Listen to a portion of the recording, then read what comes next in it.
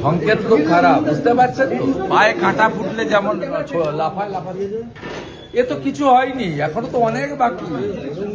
সবে তো 21 তারিখ না। नमस्कार सर। नमस्कार। साधारण मानुष क्या नाम है? भाई को वोट मिलेगा तो आप जीत के रहिए। যে ওদের আচরণটা এটা নিয়ে মানে কেন এটা ভয় পাচ্ছে,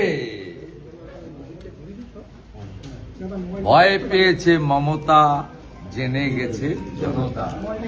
আজকে অভিষেক বন্দ্যোপাধ্যায় তিনি বলছেন একটাও নাম বাদ দিতে দেব না।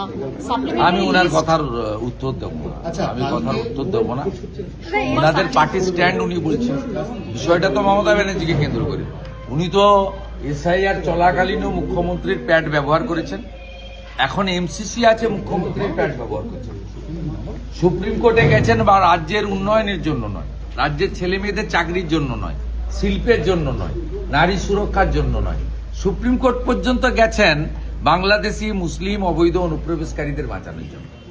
সাপ্লিমেন্টারি তালিকা বেরোচ্ছে সোমবার, অনেকটা 10 লক্ষের কাছে মানুষের নাম বাদ যেতে পারে। কতর মধ্যে? 27,30,000-এর মতো না, নিষ্পত্তি আপনার হয়েছে। কাছে ভুল তথ্য হয়েছে, আমি বলবো না। আচ্ছা তাহলে যাই হোক, 10 লক্ষ করে বাদ যেতে পারে।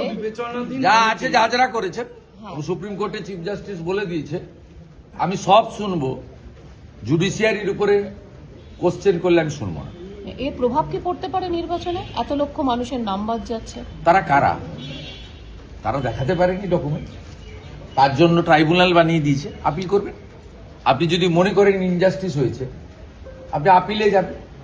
তার জন্য সুপ্রিম কোর্টের নির্দেশে হাইকোর্টরা রিটায়ার্ড জাজদের দিয়ে, এক্স জাজেস দিয়ে, রেসপেক্টেড এক্স জাজেসদের দিয়ে সুন্দর ট্রাইব্যুনাল বানিয়ে দিয়েছে এবং ডিস্ট্রিবিউশন অফ দি এরিয়া ভাগ করে দিয়েছে। আপনি যদি অ্যাগ্রিড হন, আপনি ট্রাইব্যুনালে যাবেন। ভারতবর্ষের এত ডেমোক্রেসি আছে, এত সুন্দর আইন আছে, কিন্তু কান খুলে শুনে রাখুন, মৃত, ডবল ট্রিপল এন্ট্রি, ফেক এবং অভারতীয় বাংলাদেশি মুসলিম তার নাম থাকবে না।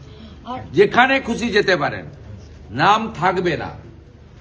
পরিষ্কার ভাবে কানে শুনে রাখুন। আপনি যদি ভারতীয় হন, আপনার যদি পেপারসের প্রবলেম থাকে, আপনি যদি মনে করেন যে জুডিশিয়াল অফিসাররাও আপনার সঙ্গে ইনজাস্টিস করে দিয়েছে, আপনি ট্রাইব্যুনালে আপিল করবেন। Tribunal will take final call, no problem. Supplementary তালিকার জন্য কি আইন শৃঙ্খলা খারাপ হতে পারে? ভবানীপুরে ঘন ঘন কর্মী সভা হচ্ছে, গতকাল একটা হয়েছে, আগামীকাল আরেকটা হবে, মানে সেখানে স্বয়ং দলনেত্রী থাকছেন। ওদের কাজ ওরা করবে। ভারতীয় জনতা পার্টি মমতা ব্যানার্জিকে হারাতে চায়, ভবানীপুরের মানুষকে পরিত্রাণ দিতে চায়, এখানে ভয় ভীতি মুক্ত করতে চায়। সেই জন্য রাজ্যের বিরোধী দলনেতাকে এখানে পাঠিয়েছেন। মোদিজির সৈনিক হিসাবে আমি এখানে এসেছি, বিজেপির প্রার্থী হিসাবে।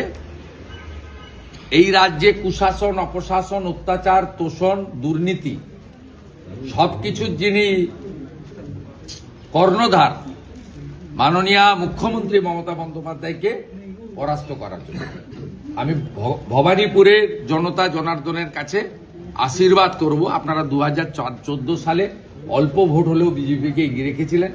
বিভিন্ন কারণে আপনারা এখানে গণতান্ত্রিক পরিবেশ পাননি। সকালবেলা যদি বৃষ্টিও যদি পড়ে, আপনারা যদি ভোট কেন্দ্রে যান, আপনারা কি করবেন সেটা আমার জানা আছে। আমি নিশ্চিত, আমার পুরো ভরসা রয়েছে। प्रमोद सिंह जी, जय श्री राम सर। आप जो बोला है वही भवानीपुर का जनता करेगा, ये पूरा विश्वास है। सर आपको चिंता है? আচ্ছা রে, এই জয় জয় শ্রীরাম। এই যে বিনার বাবা জনসংঘ থেকে ভারতীয় জনতা পার্টির বলিষ্ঠ লোক, আমি সাগরজির পা ছুঁয়ে প্রণাম করলাম। এই রকম 8 জন বিশিষ্ট পুরনো ভারতীয় জনতা পার্টির কার্যকর্তা এবং যারা রাষ্ট্রবাদী সংগঠনের সঙ্গে যুক্ত, তাদের কাছে আজকে আমাকে পৌঁছাতে হবে। আপনারা আমাকে দয়া করে ছেড়ে দেন। আপনারা কতটা খুশি? পুরো খুশি, খুশি তো শেষ নেই। খুশির কোনো শেষ নেই। রাজনৈতিক যে আক্রমণ হলো আজকে, প্রধানমন্ত্রী হবে 4 তারিখে, বিজেপির প্রোগ্রাম হবে। রেড রোডে প্রার্থনার আয়োজক মুসলিম নেতাদের উচিত মমতা ব্যানার্জির বিরুদ্ধে ব্যবস্থা নেওয়া। খিলাফত কমিটির উচিত ব্যবস্থা নেওয়া। পরবর্তীকালে এটা একটা অন রেকর্ড খুব ব্যাড ইনস্ট্যান্ট হিসেবে থেকে গেল।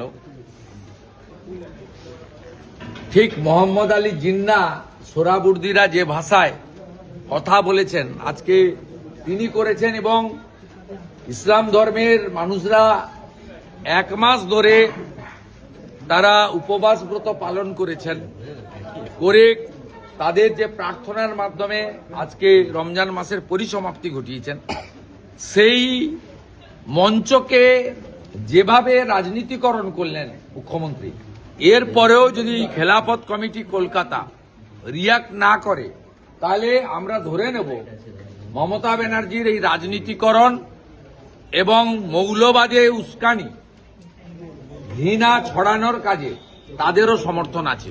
আমরা 24 ঘন্টা অপেক্ষা করব তাদের রিয়াকশনের জন্য। 10 প্রতিজ্ঞা কালকে যে 10 পের চপ, এক ঝুড়ি মিথ্যা। বিজেপি ক্ষমতায় আসছে, নজরুল মঞ্চে প্রথম মিথ্যাশ্রী পুরস্কারটা আমরা তৈরি করে রাখছি, মাননীয়ার হাতে তুলে দেব। 24,000 কেন্দ্রীয় বাহিনী আমি ইন্টারেস্টেড নয়। কেন্দ্রীয় বাহিনীর নিয়ন্ত্রণ কে করবে সেটা নিয়ে ইন্টারেস্টেড। কেন্দ্রীয় বাহিনীকে সঠিক ব্যবহারের আমি দাবি করি। যত কালীঘাট মন্দিরে যদি আজকে মমতা ব্যানার্জির ছবি রাখা হয়, উনি প্রার্থী,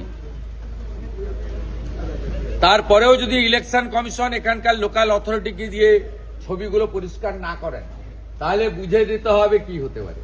দেখুন, ওরাই বলে দিচ্ছে কি হবে। দিদি ভাই জিতেगा तो कमल खिलेगा। जय श्री राम। जय श्री राम, जय श्री राम, जय श्री राम।